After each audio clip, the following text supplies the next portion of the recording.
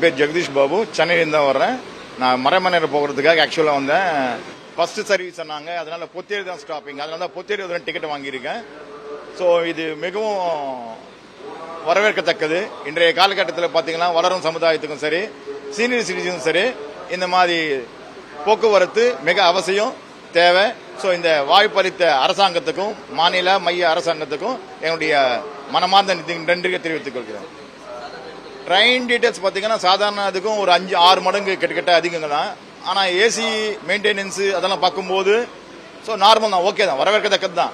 பேசுறோம்னா பேசலாம். ஸோ ஓப்பனாக பேசுறோம்னா ஏன்னா மெயின்டெனன்ஸ் ஒன்று இருக்கு இல்லையா, ஏசி, கிளீனிங் சார்ஜஸ், டாக்ஸ், அது இது சேர்த்து பண்ணா ஸோ நார்மல் ரேட் தான். இன்னைக்கு ஒரு ஆட்டோ ஏறினாவே 50 ரூபாய் மினிமம், ஏறினாவே 50 ரூபாய். So Chennai beach to Potheri 90 rupees தான் நான் வாங்கினேன். ஸோ 90 ருபீஸ்ன்றது ஓகே தான் போகிறது எனக்கு என்ன பொறுத்த வரையும். ஸோ வரவேற்கத்தக்கது.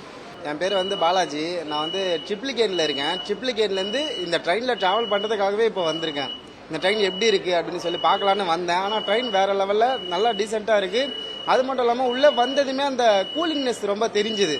அது மட்டும் இல்லாமல் ஒரு மெட்ரோ ட்ரெயினில் ஏசியை பார்த்துருப்போம், ஆனால் இந்த ட்ரெயினில் ஏசி இருக்கிறது ரொம்ப ரொம்ப வரவேற்கத்தக்கது தான். ப்ரைஸ் கொஞ்சம் அதிகமாக தான் இருக்கிற மாதிரி இருக்குது.